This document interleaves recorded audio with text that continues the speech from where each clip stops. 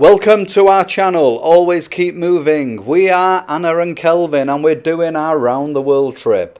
We have already completed the first leg of our journey, which was in Central America. We've also completed South America and we had a great safari for a month in Africa. From there we went to the Middle East, and after seeing some fantastic sights in the Middle East, we are now starting the third leg of our journey, which is Thailand and the rest of Asia.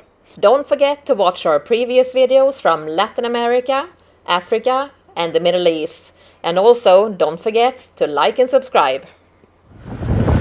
It's 4:45 in the morning and we are on our way to Angkor. So we're on our way to get our tickets and then we can go in and be there ready for sunrise. Okay, we're here at the ticket office ready to get our tickets. So we've got our tickets from the main office and now, along with a few other tuk-tuks as you can see, are heading for the first site. And hopefully we'll be there before sunrise. I'm sure we'll make it. We just passed through the first security check. You have to show your passes and it looks like we're approaching the first sort of main site now. So it's a lot more organised than years ago. Like years ago there was none of this. You just bought your ticket, went in and just went off exploring through the jungle. But now it's all paved roads and they've got some kind of structure to it by the looks of things. So we'll just have to go with the flow and see what happens.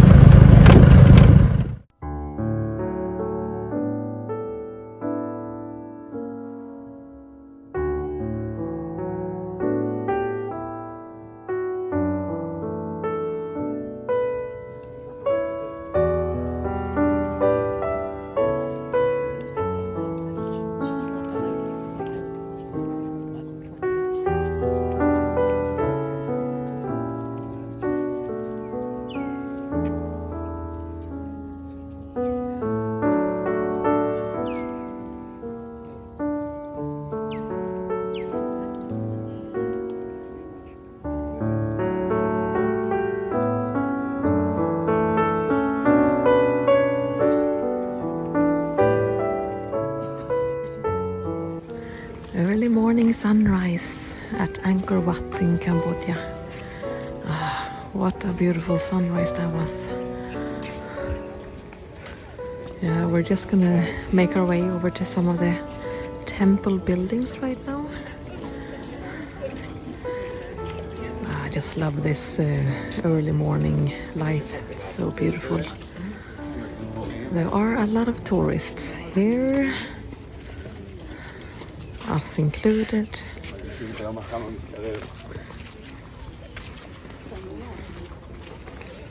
But yeah, let's go a little bit closer to these ones here in the distance and have a look. We just saw in the distance that someone is doing a hot air balloon over Angkor Wat.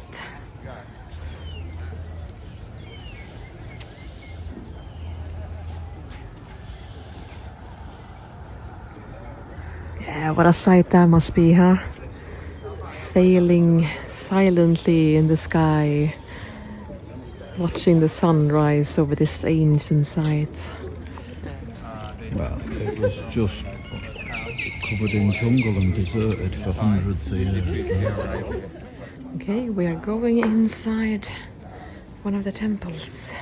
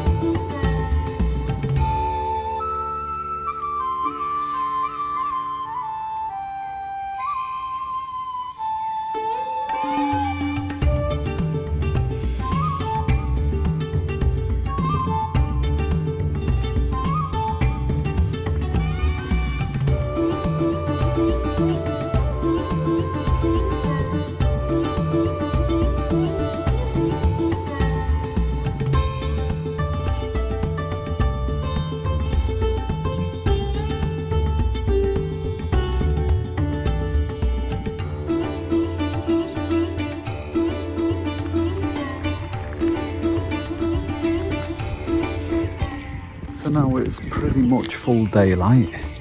So it's spread out over quite a big area. So there is quite a bit of walking involved if you want to see it all.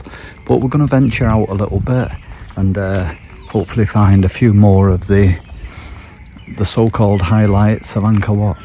You can hear the birds singing away in the early morning light. So as you can see, like, we're walking through a little bit of a jungly area here, kind of following the crowd. I think there's a little temple over here.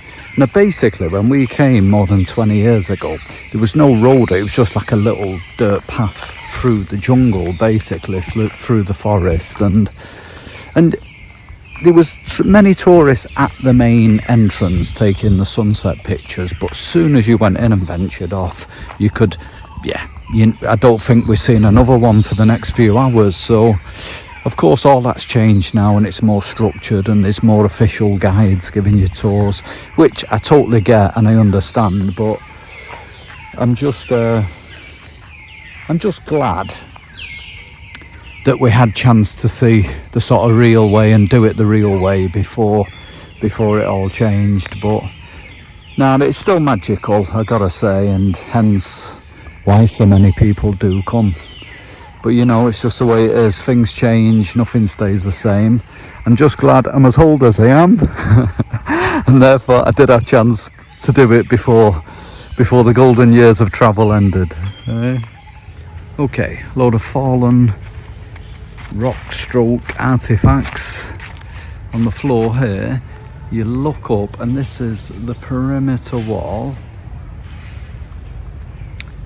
but then if you look here you can see a tree there sort of semi growing out of it, and as we go further down, and there is various other places where trees have actually grown through the buildings. So it is cool. Now we're only 100 meters away from the main crowds, and then now you're in total tranquility again. If I just look slightly to my left, so you got the rocks here like this, and then you've got a family here doing their early morning fishing on the lake. And then if you look in the distance on the other side of the lake, there is a few cars and motorbikes going by, but it's just from the local villagers going into town to work. So yeah, now if you're prepared to venture out, you can find little tranquil spots, but all the so-called sort of picturesque Instagram spots, of course, it goes without saying, they're pretty much the ones that are saturated with the most tourists. But you do get a few quirky ones. We've just seen a small group of Americans here on a bird watching tour. So I said to him, I thought it was only the eccentric English British that actually did nonsense like that, but no, they said plenty of Americans too, so that's good to hear. We're not the only nation of eccentrics, so but it is cool, man, I gotta say. I mean, it's easy to get frustrated when you're surrounded by tourists, but just a little bit of an excursion out and you can really experience the true nature of it all. So we're slowly making our way back now. It's probably about 8 in the morning. It's starting to get a little bit warm. I'd say maximum 1 hour before it gets a little bit uncomfortable again with the heat. So yeah, we'll slowly head back, giving you a little bit of an overview of the different sites as we do so.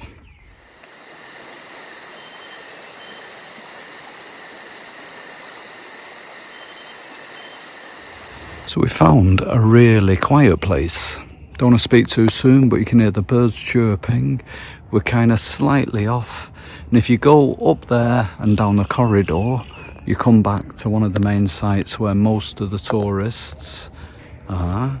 You can hear them faintly in the distance, but as it stands here, we are totally alone. So we just come out of the big main sort of pagoda. There's a small little village stroke market situated here, and we're going back to what most people consider the big main entrance. Yeah, the cleaning ladies are out sweeping it down. You know, it does look well maintained. I'm sure it does employ a lot of people in the local vicinity. So, you know, I mean, it's a good thing, of course. And that's why we understand that prices have gone up, and the structure and the organisation of it all has sort of improved. I don't remember any of this last time. So it's probably been like the last 20 years that it's all sort of evolved and become a local industry kind of thing. So, I mean, it's good to see. I mean, it's a World Heritage Site. It's one of the wonders of the world. So it's in their own interest to look after it.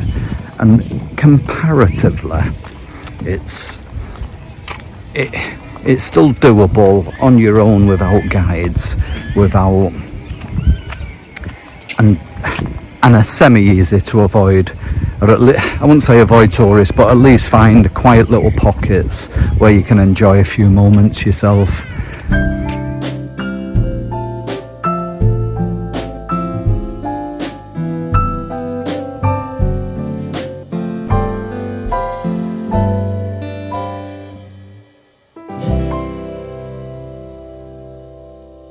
Yeah, it's still definitely got it after all these years, I have to say.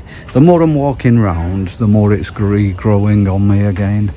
And it's often the way. You go somewhere that you've been before and got great memories, and you just got to go with a frame of mind that it's going to be a totally different experience now. You can't keep comparing it to how it used to be. But, you know, once you get over that initial shock stroke disappointment and you keep going, it's just regrown on me again. So please don't be put off. It's definitely still worth a visit for sure. So we're back in the tuk-tuk, going to another little bit more well-known, recognised kind of little temple. The one that's hopefully surrounded by all the trees going through it. We was there last time, and just shortly after we was there, Tomb Raider was made, and since then it's become a bit of an iconic point of Angkor. So we're hoping we can get there and have a good look at it without being too bombarded with fellow tourists. So we hope for the best and see how we go. Okay, so we're starting to head on the path now, and I'm assuming this is the way. I'm getting flashbacks from years ago, and this is sort of how I remember it.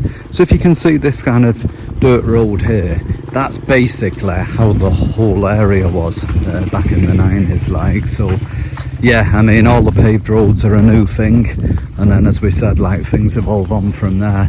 But in a way it's good. And I was just telling Hannah, like, years ago, the drivers, it was just on the back of a little moped with a driver, and he drove you up to the entrance, and between a couple of the trees they just kind of strung their hammocks up and slept while you went in and did your photos, and you come out and they take the hammock down and you get back on the bike and drive off again. So in a way it was kind of better, but in another way this is a bit more convenient, and we totally get it that for their overall economy they have to go the more traditional tourist route. So we understand it, but like I said before, I am definitely glad that I got to see it before it changed, for sure. But yeah, don't take it that I'm being negative. It's definitely still worth a visit, no doubt about it. Yeah, it is still very special.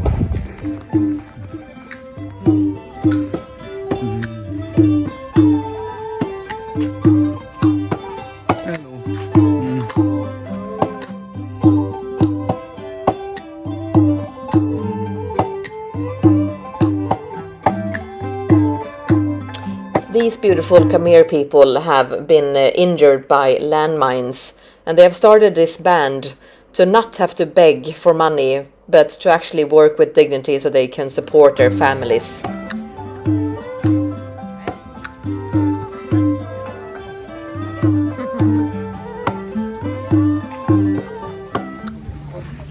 So this is a bit more like I remember it years ago. Kind of semi-ruined artifacts with basically the jungle growing through them. So Yeah, you can see in here all the rocks and that.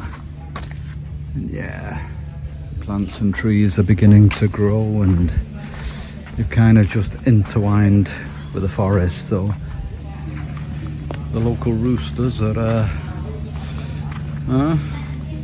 scavenging around. The locals are working to preserve a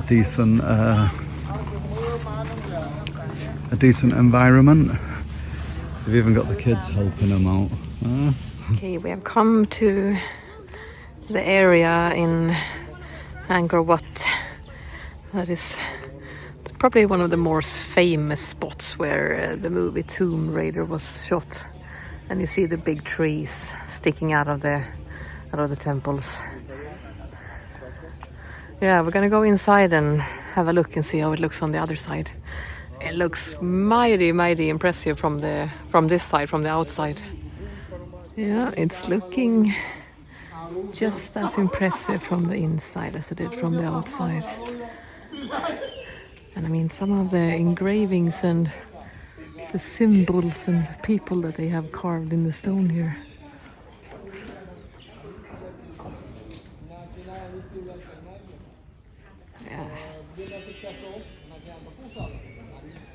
Yeah, the detail is absolutely fantastic. And here is the famous spot with a tree.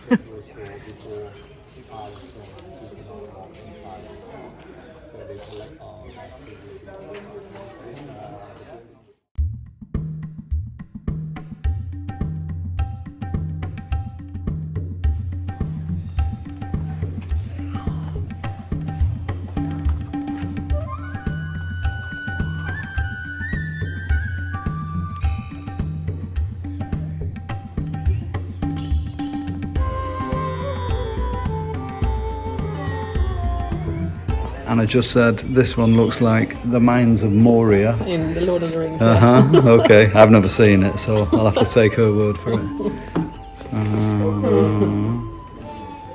Okay, this little bit's one of my favourites, to be honest. As you can see, the tree's kind of grown up and through all the formations. Massive kind of roots that they've actually had to stabilise with kind of scaffolding because they're scared of it collapsing and falling on tourists. So but it is special, this. And I remember years ago when me and my cousin Carl were here, then it was like you could literally, we was the only people here, so you could actually climb up, sit on it and do all your cheesy photos. So it's kind of good, really. I mean, if you just got the amount of tourists that are here these days, if you had people sitting on it, it was a recipe for disaster. Yeah, it was gonna collapse. So yeah, but it is still special. I mean, here's another one, a massive tree grown up through it. And when Angkor Wat was so-called rediscovered in the middle of the 1800s, it'd basically been untouched for hundreds of years. Therefore, the jungle had totally overtaken it.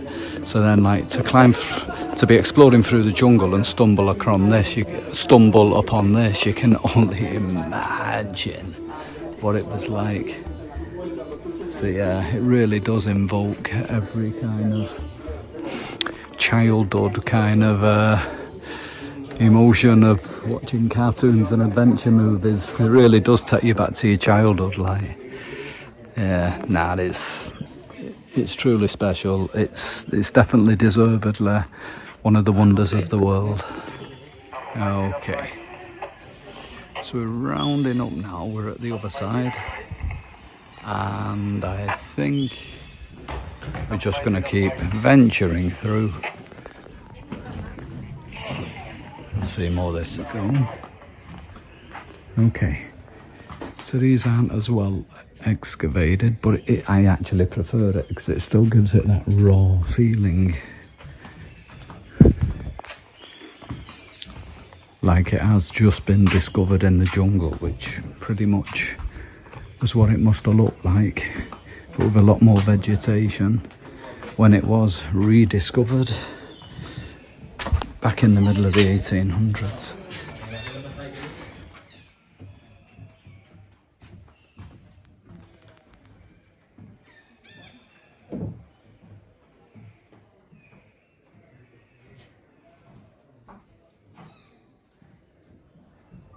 Okay, so we're here, and as you can see, this is one of the famous ones that was used in Tomb Raider and is up there, and it is massive. And then you come down, and it's got that mystic feel, like you can go into a cave. Years ago, of course, you could, but these days they fenced it off.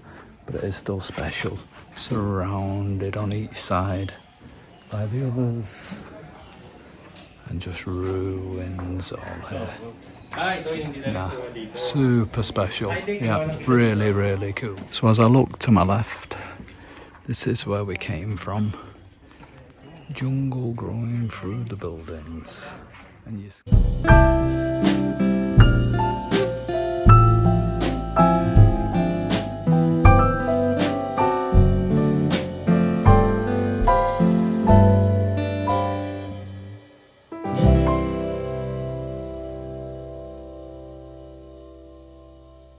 Okay, so we're leaving Ta Prohm Temple now, and this just gives you the little overview of how everything is. But definitely worth a visit. I mean, there's probably at least 8, maybe 10 good sites worth seeing when you're at Angkor Wat.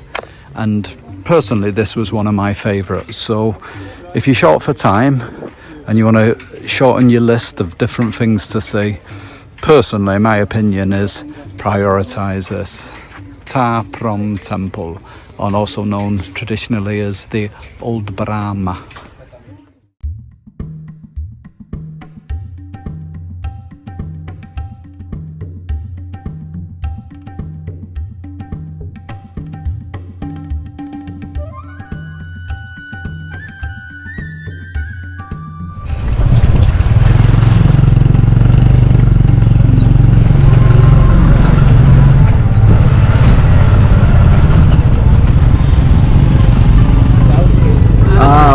Okay. Yeah. I think it's okay. Yeah, it's all right.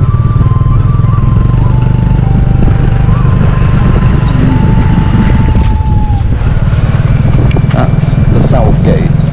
Okay, the last one we're going to visit of the day, and probably of the trip if I'm honest, is what's known as Bayon. And I remember last time we went to some with the faces in the rocks, but I don't remember it being like this. So yeah, this seems new to me. Perhaps we did go, but I don't remember it.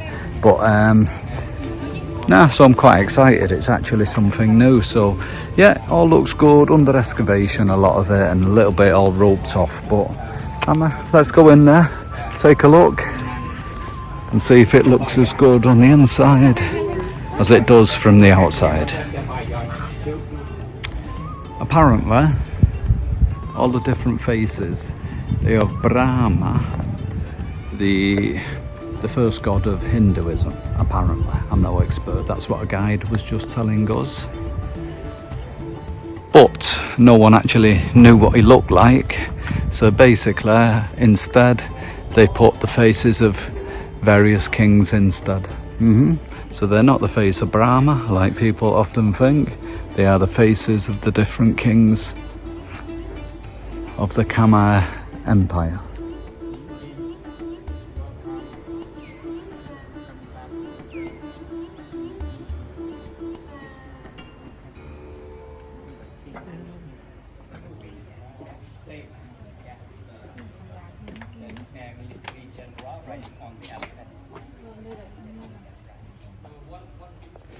The resident monkeys are here.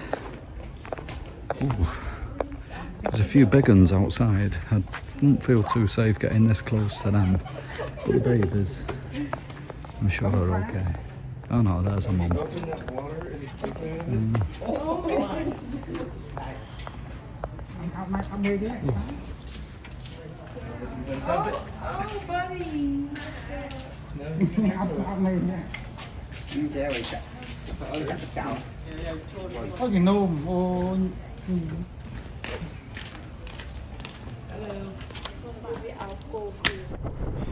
So thanks for watching today's video, and as we wrap things up and leave Angkor Wat, I apologise if I did seem a little bit negative at certain points, but make no mistake, this place is truly magical, and if you've not already been, you've got to put it on your list. If you have already been many years ago like I did, it is definitely worth revisiting.